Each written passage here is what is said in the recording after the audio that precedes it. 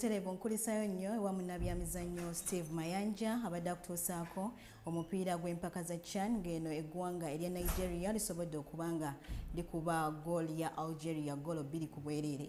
Nkwaniriza ku STAR TV emunyenye eggwanga akadde ka mawulire Agenkizo ku Ssatu nze Nakitanda Swafah Sansa. Yatutandikidde President w'eggwanga General Yoweri Kaguta Museveni onalabudde abakulembeze b'ekibiina ekya NRM e Busoga okukomya okwerumaaluma n'okugunjaawo ebibinja ebikontana kyagamba nti kizingamya n'okutambuza obubi emirimu gya NRM. General Museveni okwogera bino kijulidde omumyuka wa Ssaabaminisita asooka Rebecca Alitwala Kadaga n'omubeezi wa minisita w'amayumba Pasis Namuganza tabamiruka w'abakulembeze b'e Busoga atudde mu Iganga. Katubirala.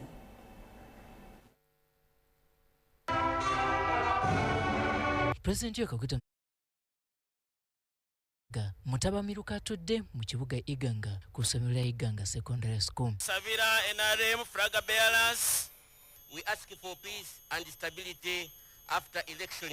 Enkola nnungi y'abantu okwegattira wamu biri eby'ebbalibbali ne tubiteeka ebbali ne tubeeraga ffedda tuli wamu. And the NRM chairpersons at the village level are very important people, Your Excellency, because they are the ones who know your voters from the grassroots. And we want to thank you this time around for giving these people, these delegates, to be the campaign managers of your campaign. Tabamiruka yetabiddwako abakulembeze ba NRM okuva mu district okuli ey'Ebugere, Kamuli, Mayuge, Iganga, Jinja, Namutumba, Kaliro na Mayingo, Buyende ne Luwuka era aguddwawo omukulembeze w'eggwanga. Even without doing other things, by just bringing peace, we have been able to bring development into the country. You can see the family of the Madvanis, they are here now. But all this had run away. Mukwogerako eri abakulembeze b'e Busoga, President Museveni agumizza nti emirembe n'obutebenkevu y'entabiro eyongedde okusimbuliza enkulaakulana.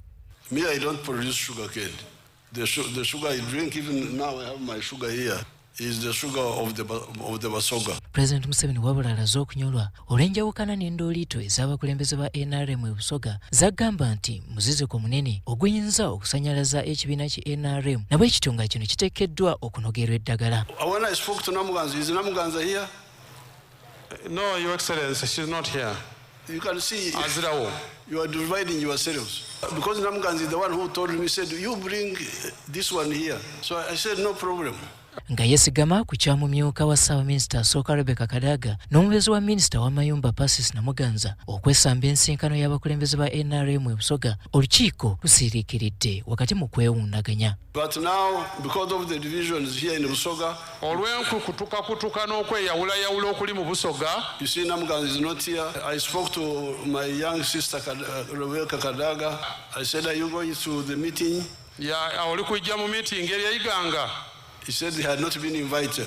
Then I rang speaker. Yakubira oweekitiibwa Right Honorable Speaker Antamo. I said, why did you not invite Rebecca? Then he said, no, all flag bearers were invited. Then, but I think Rebecca was saying, how, then I rang, you know, I am always like a mediator, going here, ringing here, ringing. I rang Rebecca again and said, you were invited as flag bearer. How did they invite me? On the radio or what? Then when I got here, I said, how did you invite Kadaga?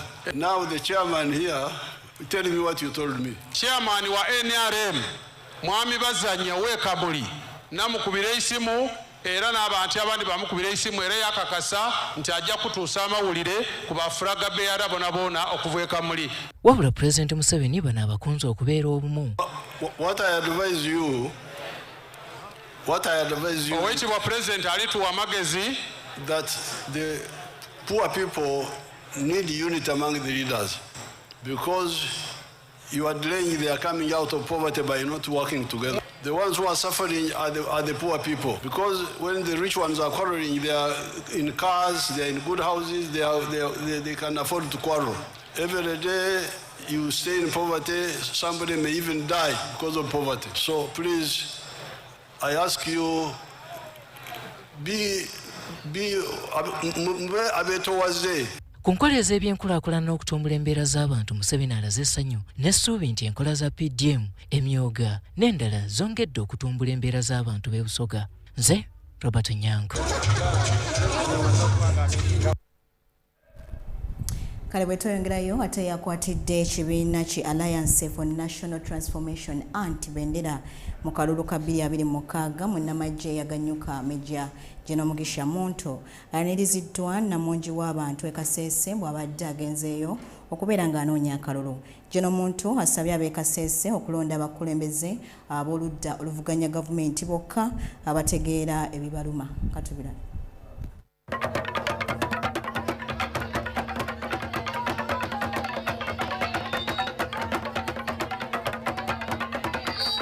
General Mugisha Muntu olwali akalulu akanoonyeza mu disitulikiti y'e Kasese, emu ku disitulikiti mwalina obuwagizi obungi mu kitundu kya Lwenzori.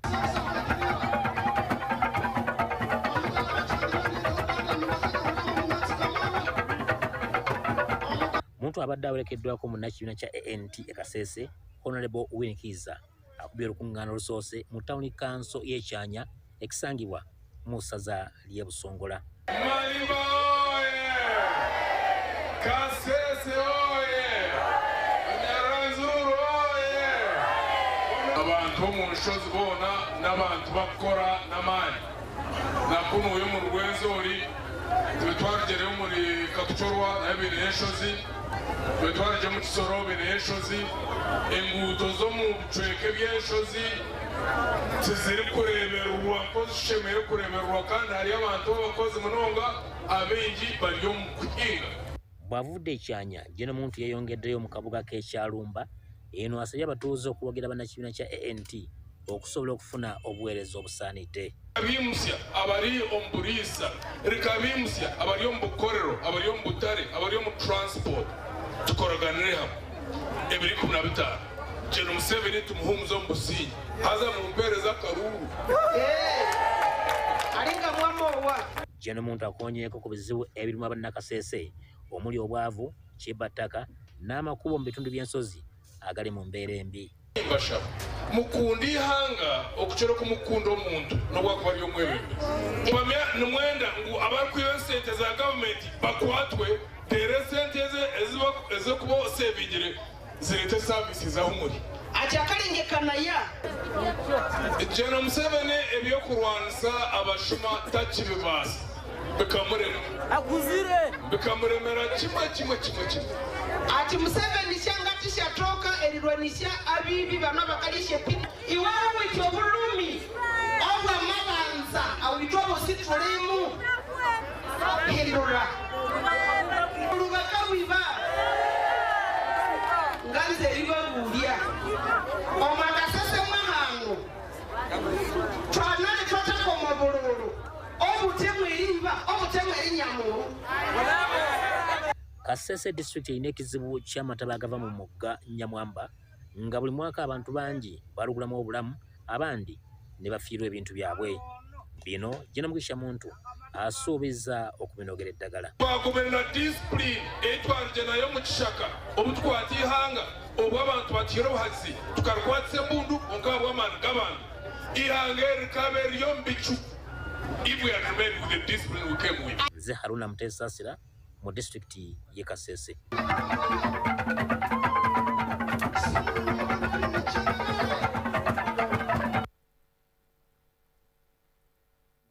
Kale bwe tweyongerayo President Yoweri Kaguta Museveni asabye bannayuganda okukozesa emikutu gy'ebyenfuna egigunjuziddwawo ekibiina ekya NRM egisobodde okutumbula embeera z'abantu mu kuyita mu kwetandikirawo emirimu gyabwe. Bino bibadde mu bubaka bw'atisse Ssaabaminisita w'eggwanga Robinah Nabbanja mu kusaba kw'okwebaza okutegekeddwa ku kitebe eky'eggombolola ey'e Nakasongola. Jingo Francis yabaddeyo. Ssaabaminisita wa Uganda Robinah Nabbanja okugenda e Nakasongola okukiikirira omukulembeze w'eggwanga akawungeezi k'eggulo yatambulidde mu helikopita ya poliisi okwetaba ku mukolo ogw'okusaba ogwategekeddwa disitulikiti y'e Nakasongola ku kitebe ky'eggombolola Kalungi. Mubaka bwe baamutisse Museveni yakkaatirizza obubaka obw'okulwanyisa obwavu kubanga kino kikyala kizibu kinene mu Uganda anti abantu ebitundu 3 bakyakolera mmere ya leero. Since 1986, the NRM has been at the forefront defending the legitimate interests of the people of Uganda and Africa. The NRM has been like a political doctor trying to solve the problems of Uganda. In order to treat a disease, you must first of all conduct a diagnosis. Once you have correctly diagnosed the patient, then you can make the correct prescription. Museveni yasabye bannayuganda okwettanira enteekateeka za gavumenti okulaba nga batondawo emirimu. Working for the Federation of the East Africa and beyond, as well as the common market of Africa in order to guarantee greater prosperity and strategic security. The NRM government has been mobilizing the people of Uganda to select profitable enterprises in any of the above 4 sectors. The government has put in place the necessary conditions through PDM, Emioga, to mention but a few, to ensure the profitability of the enterprises. Era abajjukiza emikutu gye balina okuyitamu okufuna obugagga. Of commercial, agriculture, industries, services and ICT, production of Ugandan commodities and services will continue to go up. Museveni yategeeza nti gavumenti ya NRM ejja kusigala ng'ekunga bannayuganda okwettanira enkola za gavumenti ezirwanyisa obwavu. Abasabye okulonda ekibiina kya NRM ng'ennaku z'omwezi 15 omwezi guno okusobola okukuuma ebyo ebituukiddwako. Bannaye temwerabira Yoweri Kaguta Museveni abagenda okumuwagira emikono waggulu nziremu ku maanyi. Bapa ku bapa, nyumba ku nyumba, kyalo ku kyalo, kigere ku kigere, akalulu konna mu kalonde kaggweyo konna ka Museveni. Omukolo guno kwetabiddwako Ssaabaluuli ne minisita avunaanyizibwa ku bakozi Muluuli Mukasa. Oluvannyuma Ssaabaminisita yayolekedde Mityana okwegatta ku bannakibiina kya NRM okusagulira abakwatidde NRM bendera mu disitulikiti y'e Mityana.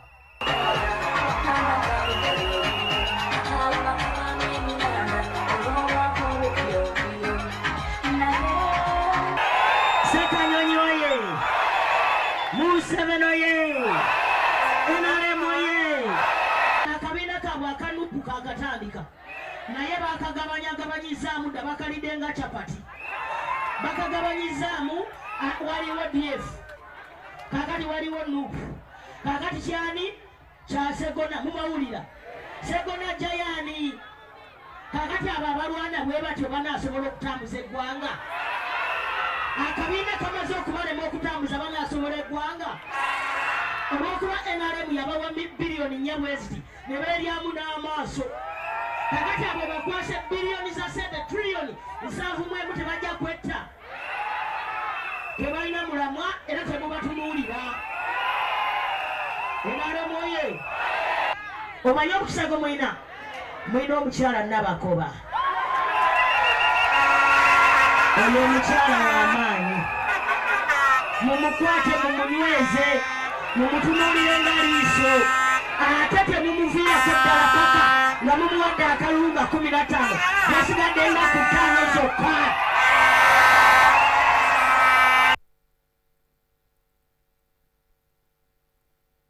Yongeddeyo n'amyuka Sipiika wa Paalamenti Thomas Tayebwa akinoganyizza nti abakulembeze b'oludda oluvuganya amaanyi bagajja ku bakulembeze aba NRM ab'ekiboggwe abatakoze kimala kutuukiriza pulojekiti za gavumenti. Tayebwa bino abyogeredde mu nsisinkano n'abavuganya gavumenti etteeso abakuŋŋaanidde Kampala abeegasse ku kibiina ekya NRM. Katubirabe. Amyuka Speaker wa Parliament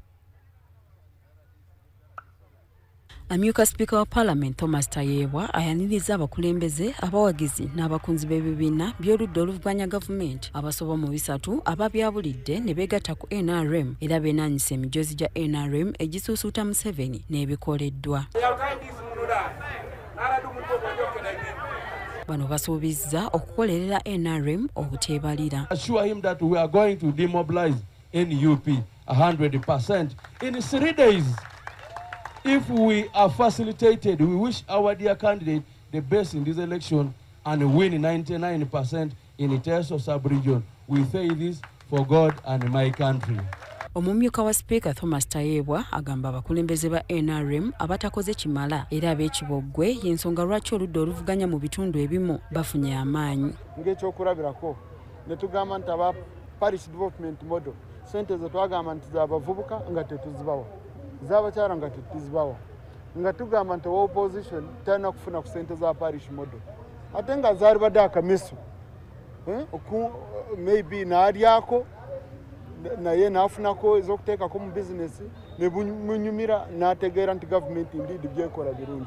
Minisita omubezi ow'ebyemizannyo Peter Ogwang yakulembeddemu ebibinja by'oludda oluvuganya okuva etteeso abeeyunze ku NRM era agamba bano baludde nga balimbibwa n'okubakyayisa NRM songa erina ebirungi ebikoleddwa. Pledge the people of Uganda and Teso Pachoy that Teso is going to vote for NRM fully, and it will be the biggest vote ever in the history of President Yoweri Kaguta Museveni.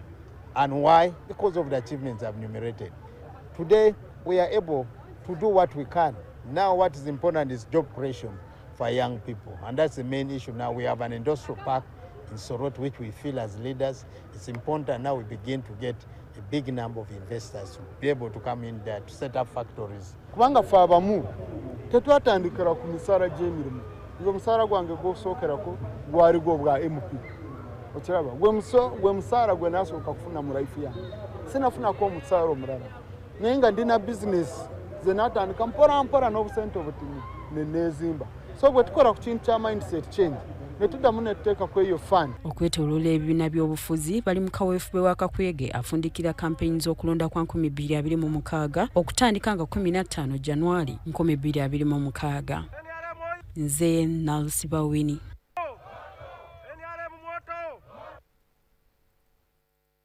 Kale bwe tweyongerayo minisita omubeezi ow'ekikula ky'abantu emirimu n'enkulaakulana y'abantu eya bonna Peace Motozo onasabye bannabitone okukozesa obuwumbi 28 ezassibwa mu nsako yaabwe eya Creative Uganda Revolving Fund beekulaakulanye. Minisita Mutuuzo abadde ku mukolo gwa One Festival okwoleseddwa obuyiiya ne talanta.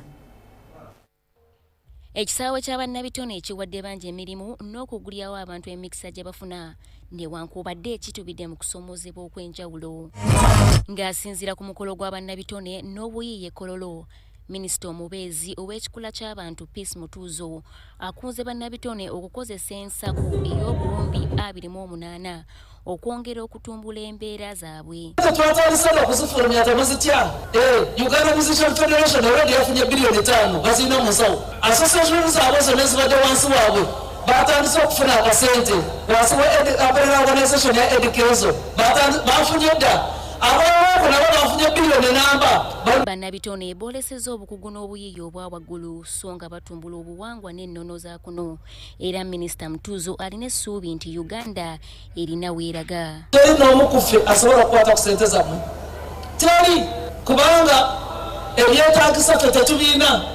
Ffe ogwaffe bwakutunuulira babanensakuletere bwakuteekako omukono abafuna ssente yemmwe. Zino sente zijja kujanga buli kwota y'omwaka ate buli mwaka zijja kujanga. Akandona wasali musale nga twatambula engendo ezigenda eggulu ezigenda ku kapeeka buli wonna wewe babadde bamusangayo ye musajja awuliriza because obuvunaanyizibwa bwa wealth creation ye yasooka okumanya nti omulimu guno guleeta sente. Director wa OWC Sylvia Owori era nga mutesitesi wa Uganda One Festival annyonnyodde lwaki obuyiiya buteekeddwa okukuuma ng'ekyomugaso. Gavumenti abadde tekuteekangako ssente mu creative industry naye kati yatandise nezo 28 zigenda kuyamba especially zigenda kusinga genda mu circles kati circles ezo bajja kuba basobola okugenda ne beewola ogenda ne weewola sente n'ogenda n'okola show yo n'okola sente n'ofuna stock n'okola fashion nabikiso kigenda kuyamba bannayuganda okubajja mu bwavu. Practitioner mu creative arts, the CEO wa Filamu Africa, which is a new film production company for Mwemu. Na fena tukolagana tujja kugenda wala nnyo ate nga tuyina ettaffaali ddene lye tugatta ku nnyingiza ya ekonomi ya Uganda.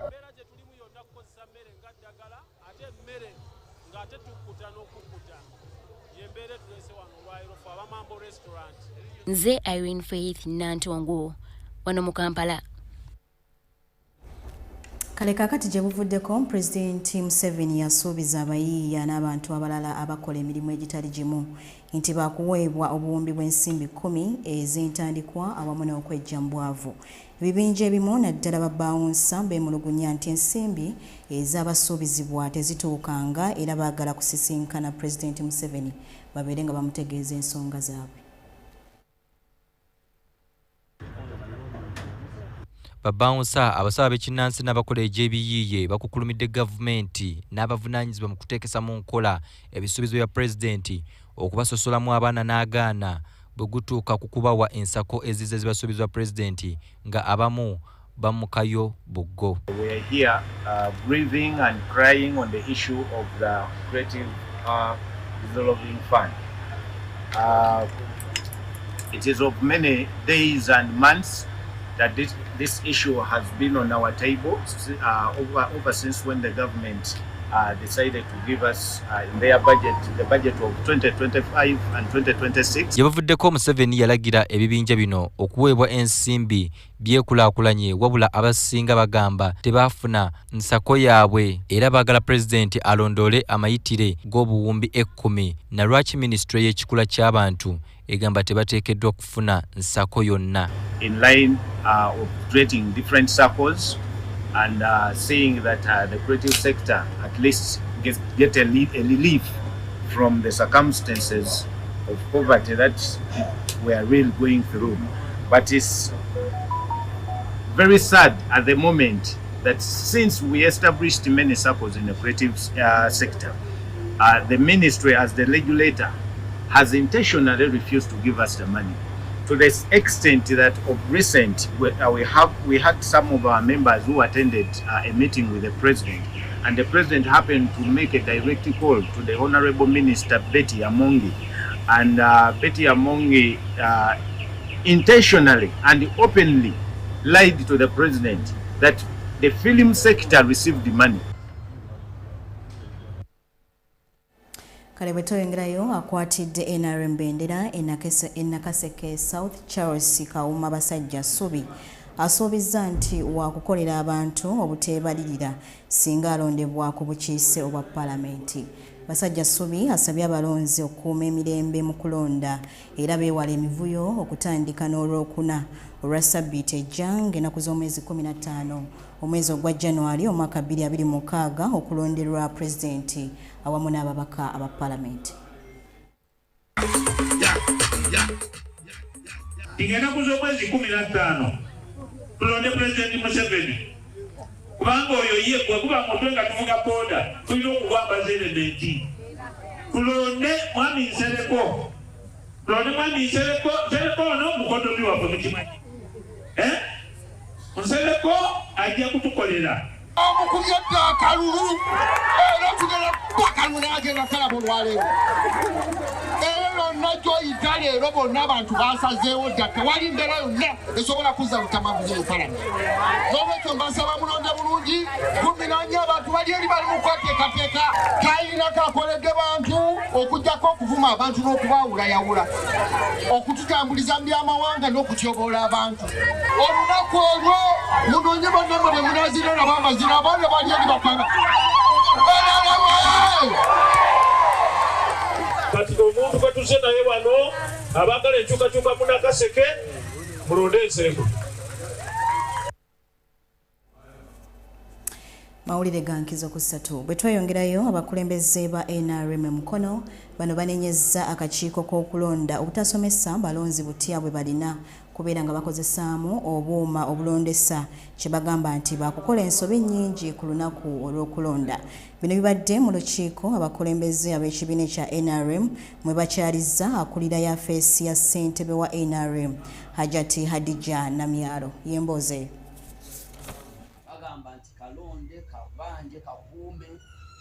Kuba abantu bajja kusigala batambula bulungi fe tugenda kukolera mu kibangiriza ekyo yose baale naye yakoze eki so n'olwekyo ffenna tuggweyo banakibuga banamukono nga tuwumbawumba a campaign where to tick, how to tick, they don't know whether it is really authentic to just put your tick in the box. Others tick and you find that the tick has crossed to another candidate's box. So that's why Ajat has really found it important to sensitize them or to remind them that when you are voting, you're not supposed to vote and the tick crosses to another candidate's line or box or picture. So that's why we are calling upon everyone to come on 12 Monday to the rally we have organized at Wantone stage where everybody is going to know about how to vote well. And the third person is going to be helping our people, directing them how to vote, most especially the elderly, people with disabilities, those who cannot, there are people who are shaking, those who cannot tick well. So we have a third person who will be doing that work. And we are going to give them appointment letters to identify themselves, and they will be known by the officials of the EC. So they will still have a big number of people who have not yet voted. So it's going to threaten anyone, and we urge you, all of you, to tell others, to tell all the ladies to go and vote. Neera nze njagala kasaliramu omusango nti kakoze kimala mu kusensitizinga abantu butya bwe balina okulonda. Kubanga ffe abantu baffe babatisatisanga ate olumu ne batikinga nga batya obwana eri bagamba mugenda kuddawa tugenda kubata tugenda kubocha. Naye mu ofisi ya president nga national chairman mu ofisi ye ey'Ekyambogo gye mumanyi nga ONC. N'olwekyo tuli wano kunga bannakibuga bannamukono municipality nti mujje muggweyo mu bungi ku lunaku lwa balaza ng'ennaku z'omwezi 12 Hajati Hadija Namyalo yakkiriza okujja okukiikira muzeeyi mu kibuga mukono wano mu tawuni e Wantone. Kale dakiika zitambudde ziri 36 ze zaakeyawula ku ssaawa 3 ez'ekiro ky'olunaku olwaleero. Njagala okwebaza gwe nagwe ntambudde naye kuviira ddala gye natandikidde awamu ne ku nkomekkerero y'amawulire gaffe ag'enkizo ku Ssatu. Bwe gati bwe gabadde ng'ogakusomera mbaddewo nga nze Nakitanda Swafah Sansa. Kkiriza nkwagaliza ekiro ekirungi.